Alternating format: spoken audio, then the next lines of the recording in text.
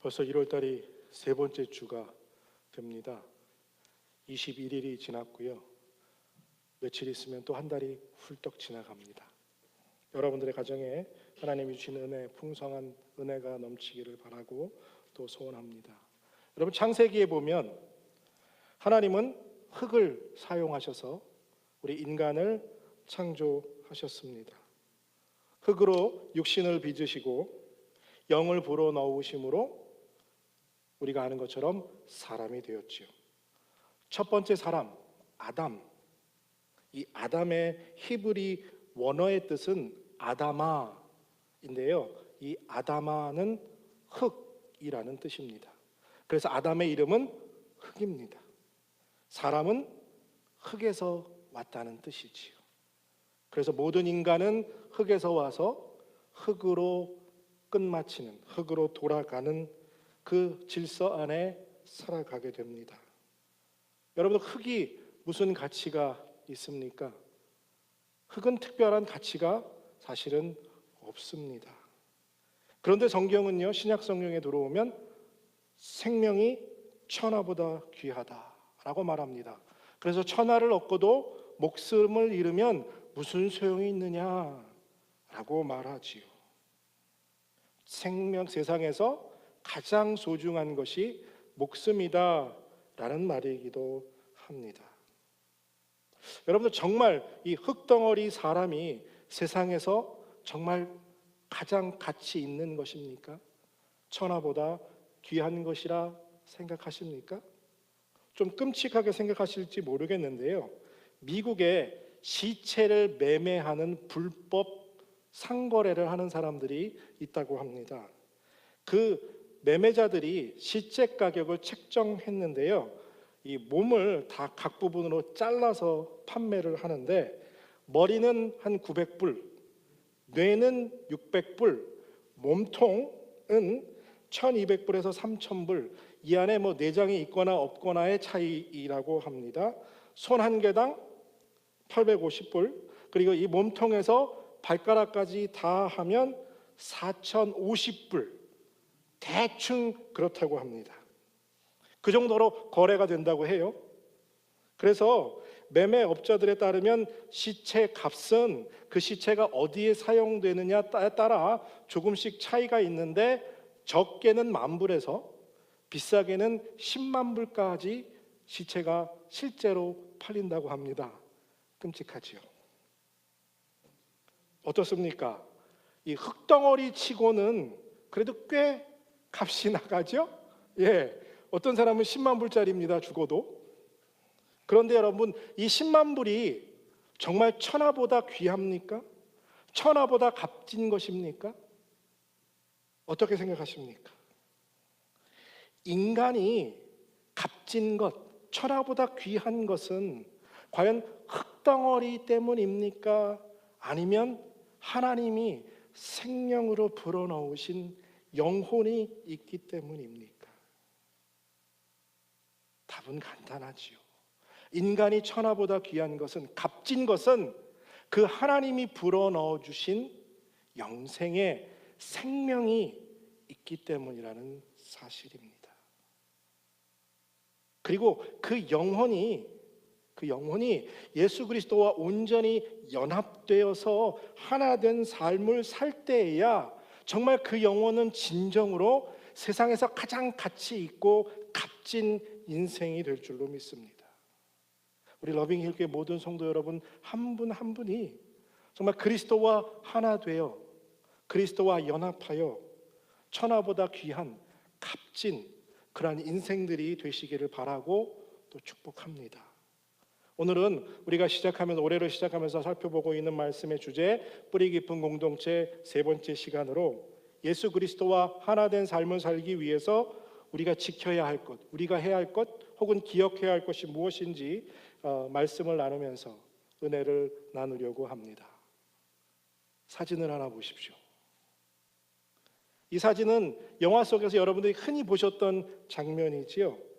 사람이 어떤 선이나 악한 행위를 결정하기 전에 어깨 양쪽에 천사와 악마가 나타나서 그 사람을 유혹하는 장면입니다.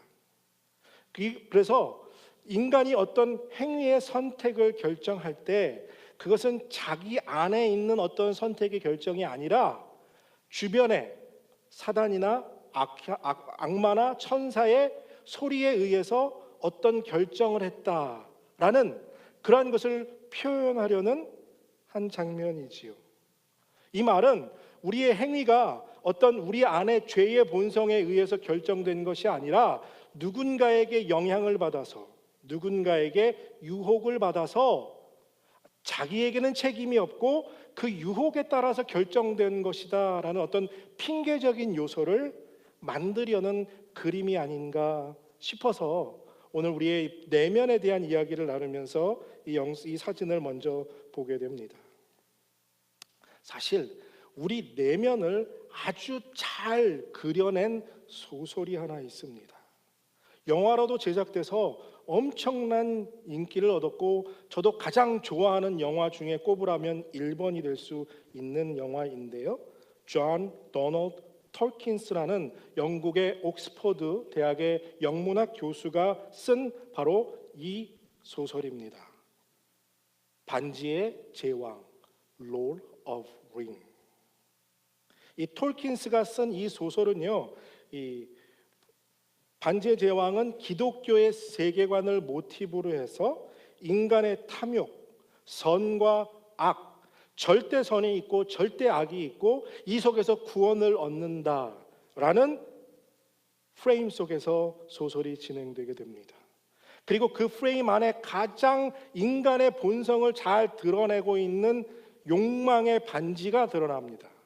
이 반지는 최고의 권력과 최고의 힘을 가질 수 있는 정말 신비의 반지예요. 이 반지를 차지하기에 탐욕스러운 인간의 본성과 그리고 이 탐욕을 없애려는 인간의 욕구가 충돌하면서 선과 악이 계속해서 대치하게 되는 과정 속에서 우리 인간의 아주 본질적인 모습을 보여주는 한 캐릭터가 있습니다. 끔찍하게 생겼죠. 골룸이라고 부릅니다. 그리고 이 골룸은 이름이 둘이에요. 스미골이라는 이름과 골룸이라는 두 가지 이름을 가지고 있습니다. 한 인물 안에, 한 사람 안에 골룸과 스미골이 함께 존재합니다. 악한 골룸과 착한 스미골이 이 한 사람의 모습으로 나타나서 우리의 욕망을 대신하는 모습을 보여주게 됩니다. 보면요, 아주 착하죠. 이 사람은 스미골이에요. 스미골은 착하고 순종적이고요, 헌신적입니다. 주인에게 말을 잘 들어요. 그런데 이 골룸은 아주 나쁜 사람이에요. 그래서 악하고 탐욕적이고 거짓을 말하고 이기적인 것이 이 골룸입니다. 다중인격이라고 얘기할 수 있어요. 한 인물 안에 두 가지 인격이 존재한다. 이것을 인간의 본성을 너무너무 완벽하게 표현해 준 캐릭터입니다. 어떤 인격의 지배를 받느냐에 따라서 말과 행동과 말투까지 전혀 다른 모습을 보여주게 됩니다. 이 인간 안에는요, 모든 인간 안에는 이 스미골과 골룸이 함께 존재하고 있다는 거예요. 공존한다는 거죠. 물론 여러분들이 이 다중인격자라는 건 아닙니다. 다중인격자는 요즘 시대에 말하는 정신병 중에 하나 중으로 평가할 수 있는 것이기 때문에 여러분들에게 다중인격자라는 표현을 하는 것은 아니고요. 골룸은 우리가 예수를 믿기 전에, 우리 안에 예수 그리스도가 거하시기 전에 옛 모습을 의미하는 것이고요. 스미골은 예수 그리스도를 만나고 예수 그리스도와 하나 되고 새로운 사람이 되어서 하나님 앞으로 나아가는 모습으로 우리가 이해할 수 있다는 겁니다. 문제는 우리의 인생 속에서 예수를 믿고 난 후에도 스미골보다 이 골룸이라는 흉측하고 끔찍한 옛 모습으로 더 많이 지배를 받고 그리고 그렇게 살아간다라는 겁니다. 그래서 사도 바울은 에베소서에서 이렇게 말하지요. 너희는 유혹의 욕심을 따라 썩어져가는 구습을 쫓는 옛사람을 벗어버리고. 옛 구습, 옛날에 예수 믿기 전에 살았던 그 습관, 옛사람, 골룸의 옷을 벗어버리라고 우리에게 권면해 줍니다. 예수 그리스도와 연합된 삶을 사는 것은요, 골룸의 모습을 벗어내는 것에부터 시작된다는 이야기예요. 문제는 이 오랜 습관, 우리가 태어나는 순간서부터 예수 믿기 전까지 입고 있던 이 오랜 습관의 옛사람의 모습을 벗어버리는 것이 너무너무 힘들고 어렵다는 겁니다. 뿌리를 그리스도 안에 깊이 내리기 원하지만 그것이 너무나 힘들고 어렵다는 거죠. 우리가 예수 그리스도께 뿌리를 깊이 내리고 거룩하고 하나님이 기뻐하시는 삶을 살려고 몸부림치는데 이 옛사람, 이 골룸이, 옛 습관이 나를 그렇게 만들지 못하도록 무기력하게 만들 때가 너무 많이 있다는 겁니다. 그러면 어떻게 해야 할까? 어떻게 이 옛사람의 모습을 벗어버리고 하나님께, 예수 그리스도께 뿌리를 깊이 내리는 새로운 삶을 살아가느냐? 이것에 필요한 가장 핵심은 바로 내 자화상을, 온전한 자화상을 회복하는 것에 있습니다. 여러분, 자화상이 뭡니까? 요즘 말로, 우리 아이들 말로 셀피입니다. 셀피가 뭔지 잘 모르시는 분 계시죠? 카메라 들고 자기 혼자 찍는 거, 이게 셀피예요. 내 안에 내가 그린 그림, 내가 찍은 나가 바로 자화상입니다. 내 안에 있는 자기 자아를 드러내는 것이 바로 자화상이고 셀피입니다. 내가 나를 어떻게 그리느냐에 따라서 그 그림이 다르게 표현되고 다르게 사람들에게 나타납니다. 그 자화상은 바로 자기 자신이 자기 자신을 어떻게 생각하고 또 어떤 생활을 하고 있고 무엇을 가장 중요하게 생각하고 있는가를 자화상을 통해서 잘 보여주게 된다는 거죠. 즉, 자화상은 그 인생 전부를 설명할 수 있다는 것입니다. 자, 그러면 지금 여러분들에게 제가 종이를 드리고 연필이나 컬러 펜슬을 드리고 여러분들의 자화상을 한번 그려보시기 바랍니다 라고 말한다면 여러분들의 자화상은 어떻게 그려질까요?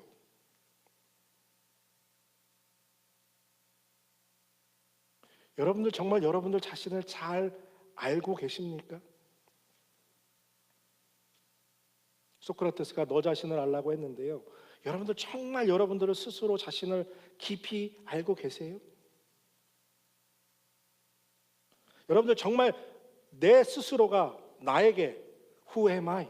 난 누구지? 라고 스스로 질문해 보신 적이 언제였었습니까?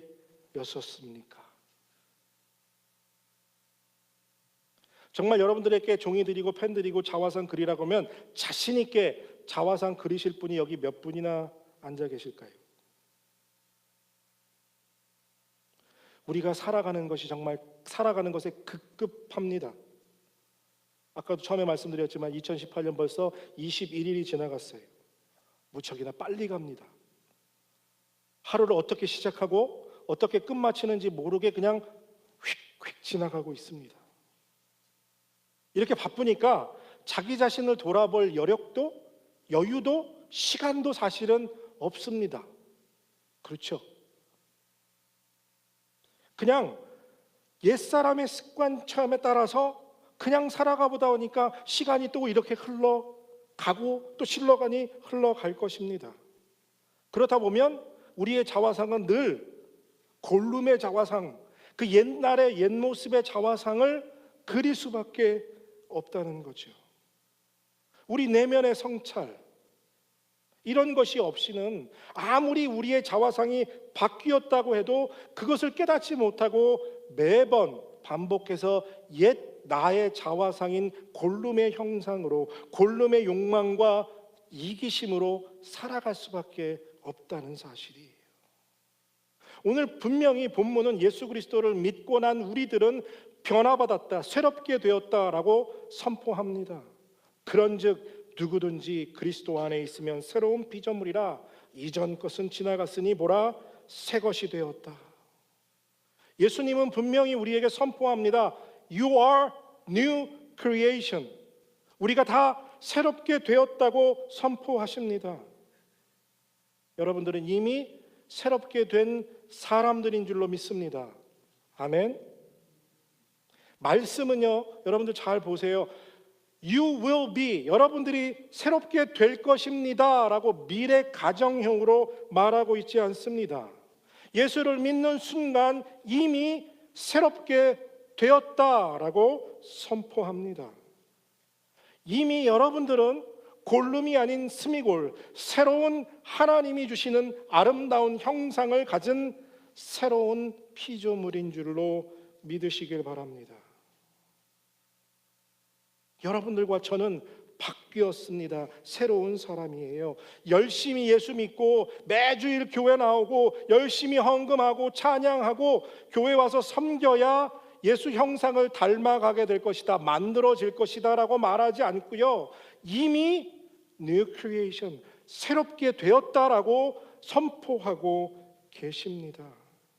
아직도 내 내면에 죄의 모습이, 죄의 잔재가 그대로 남아있음에도 불구하고 예수님은 You are new creation, 새롭게 되었다라고 말씀하고 있습니다. 정말 여러분들이 새롭게 되었음을 믿으십니까? 비록 내 안에 골룸이 있지만 나는 스미골로 살아갈 수 있다는 새로운 자화상을 가졌다는 사실을 믿으십니까? 이 사실을 믿는데 왜 이렇게 어려울까요? 정말 우리가 믿는다면 이 사실이, 이 삶이 변화받아야 되는데요, 변화가 나타나야 하는데요, 왜 이리 어려울까요?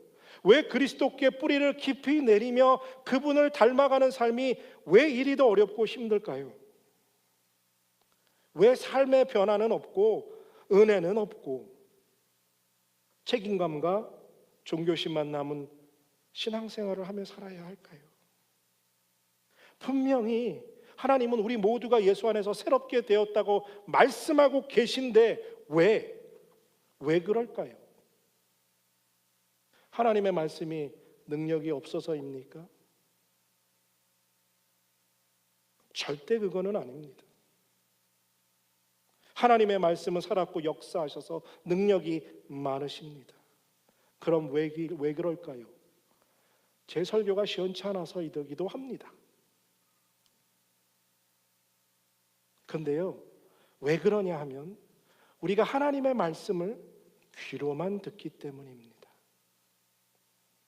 하나님의 말씀을 귀로만 들으니까 이쪽으로 들어왔다가 이쪽으로 나가버려요. 오늘 들은 말씀 식사하시고 교회 문간 나가기 전에 이미 다 나가 있어요. 그렇죠?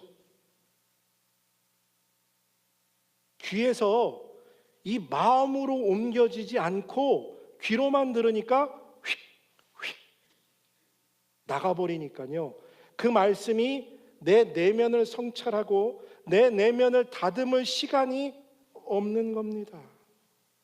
내 내면의 말씀이 부딪히고 스트러글하는 시간이 없다는 거예요. 마음에 담겨지지 않으니까. 그래서 교회를 매일 나와 말씀 듣고 살아가지만 귀로만 들으니까 은혜는 없고 변화는 없는 겁니다.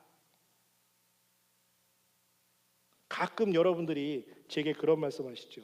목사님, 오늘 말씀에 은혜 받았습니다.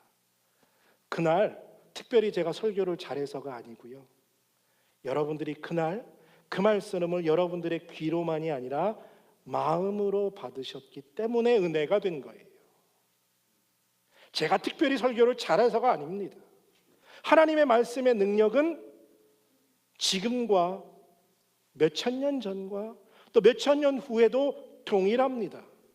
그런데 어느 날은 그 말씀이 내게 와서 부딪히고 어느 날은 그 말씀이 내 귀를 통해서 그냥 들어왔다 나가는 이유는 내가 그 말씀을 귀로 듣고 있는가 아니면 그 말씀을 마음으로 받고 있는가의 차이일 뿐입니다. 하나님의 말씀은 분명히 살았고 좌우의 날이 선 검보다 예리하여서 우리의 삶을 변화시키고 우리의 내면을 변화시키는 능력이 있는 말씀인 줄로 믿습니다. 이 말씀의 뿌리를 내리는 삶은 바로 내가 하나님의 말씀을 귀로가 아닌 마음으로 듣는 것에서부터 시작되는 줄로 믿습니다. 그 말씀을 마음으로 들을 때 우리의 삶의 변화가 나타나게 되고요, 우리 안에 있는 스미골, 그 하나님이 주신 새로운 자화상으로 인해 예수 그리스도가 기뻐하시는 삶을 살게 될 줄로 믿습니다. 그리고 체험하게 될 줄로 믿습니다. 이것과 더불어 우리가 정말 그리스도 안에서 하나 된 삶을 살기 위해서 꼭 또 하나 지키며 해야 될 일은 바로 십자가 앞에 서는 것입니다.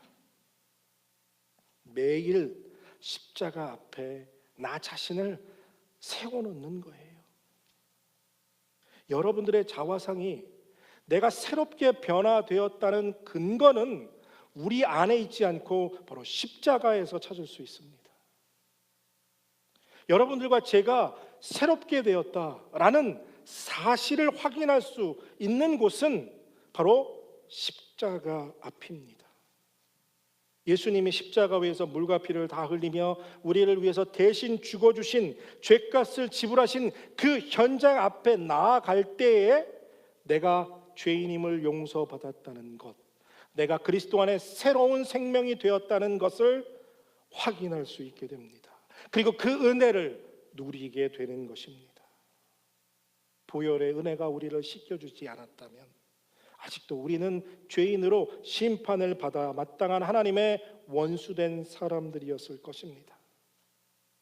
여러분, 우리가 새롭게 되었다는 것을 자꾸 잊어버리며 사는 이유는 바로 우리가 십자가 앞에 서지 않기 때문이에요. 십자가를 바라보지 않기 때문입니다. 날마다 십자가 앞에 서야 내가 죄인이었음을 기억하고 죄 사함을 받았음을 확인해 줄 수 있습니다. 그리고 그리스도의 죽음으로 내가 새롭게 되었음을 깊이 깨닫게 됩니다. 내 내면 속에서 십자가를 거치지 않고 십자가 없이 내 뜻대로 살기 때문에, 내 마음대로 살기 때문에 옛 자화상, 골룸의 형상이 자꾸 내 안에서 터져 나오는 거예요. 여러분들, 우리가 아무리 열심히 예배드리고 기도하고 찬양해도 십자가가 없다면 하나님의 인재를 경험할 수 없습니다. 예수님이 십자가에 못 박혀 죽으실 때 지성소의 휘장이 아래서 위부터 갈라지면서 우리가 그 안에 들어갈 수 있었던 이유는 바로 그 십자가 때문이에요. 십자가가 없이 하나님의 은혜를 기대할 수 없습니다. 십자가 없이, 십자가를 거치지 않고 하나님의 은혜를 기대할 수 없습니다. 십자가가 없으면 은혜가 메말라 가게 됩니다. 십자가 앞에서 나의 용서받은 사실을 확인하지 않는데 어찌 우리 안에 은혜가 있고 눈물이 우리의 눈에서 흐를 수 있겠습니까? 십자가 앞에서 예수님이 왜 십자가에 죽으셨는가? 십자가 앞에서 예수 그리스도와 내가 연합하여 옛사람은 죽고 새사람으로 살아가고 있다는 그 사실을 깨달아야만 합니다. 그렇지 않으면 우리의 예배도, 우리의 기도도, 우리의 찬양도 하나님이 받지 않으십니다. 십자가를 거치지 않았다면 진정한 회개는 우리 삶에 없는 것입니다. 여러분들은 언제 십자가 앞에 서 보셨습니까?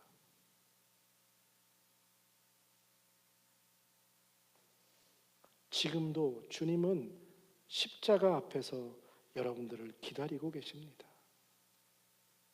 예수님이 여러분들을 만나고 싶으신 곳은 바로 십자가 앞입니다. 여러분들 언제 십자가 위에 날 대신하여 못 박혀 계신 예수님의 눈과 여러분들의 눈이 마주치신 적이 언제입니까? 그분께 당신이 나의 구세주입니다, 당신이 나의 왕이십니다 라고 고백해 보셨습니까? 하나님, 예수님, 난 죄인입니다 라고 언제 고백해 보셨습니까? 언제 여러분들이 십자가 앞에서 예수님께서 내가 너를 용서하노라, 내가 너를 사랑하노라 라는 음성을 들으셨습니까? 여러분들, 십자가는 죄의 사형장입니다. 그래서 사람들은 십자가 앞에 나가는 것을 꺼려합니다. 십자가 앞에 나아가면 내가 죽을 것 같은 두려움이 있기 때문이지요. 하지만 우리는 옛사람, 그 골룸의 흉악하고 끔찍한 내 자아를 이끌고 십자가 앞에 나아가 그 형장 앞에서 예수님을 만나야 합니다. 그래서 사도 바울이 뭐라고 고백합니까? 형제들아, 내가 그리스도 예수 우리 주 안에서 가진 바 너희에게 대한 나의 자랑을 두고 단언하노니 나는 날마다 죽노라. 사도 바울의 이 단호하고 확고한 고백을 여러분들 마음으로 들으시길 바랍니다. 사도 바울이 자랑하고 있는 것은요, 내가 날마다 죽는다는 거예요. 십자가 앞에 서서 나의 주, 나의 하나님, 나는 죄인입니다를 고백하는 우리의 모습이 있어야 합니다. 그래야만 우리가 예수 그리스도 안에서 새로운 피조물이 되었다는 사실을 확인할 수 있어요. 그것이 증명되어집니다. 그래야 예수 그리스도 안에서 예수 그리스도의 은혜로 살아가게 되는 것입니다. 여러분, 오늘 본문 17절을 시작하면요, 그런즉이라는 단어가 있어요. 그런즉이라는 단어를 붙은 것은 이 앞에서 이야기하는, 앞절에서 이야기하는 예수 그리스도의 십자가, 예수 그리스도의 죽음을 의미합니다. 즉 우리를 변화시킨 사건과 우리가 변화된 사건을 확인시켜 주는 것은 바로 십자가의 죽음을 의미합니다. 고린도후서 5장 15절이지요. 저가 모든 사람을 대신하여 죽으심은 산 자들로 하여금 다시는 저희 자신을 위하여 살지 않고 오히려 저희를 대신하여 죽었다가 다시 사신 자를 위하여 살게 하려 함이라. 그런즉 너희는 새로운 피조물이라. 무슨 말이에요? 예수님이 우리를 위해서 대신 죽으셨, 사실은 그 이유는 우리들 뜻대로 살게 하기 위해서가 아니라 우리를 대신하여 죽으셨다가 사신 예수 그리스도를 위하여 살게 하셨다는 거예요. 그런즉 너희는 새로운 피조물이라. 예수 그리스도가 십자가에 죽어주심은 우리가 그리스도 안에서 새로운 삶을 살게 하기 위함입니다. 그리고 그 새로운 삶을 살게 하기 위해 우리가 새로운 피조물이 된 줄로 믿습니다.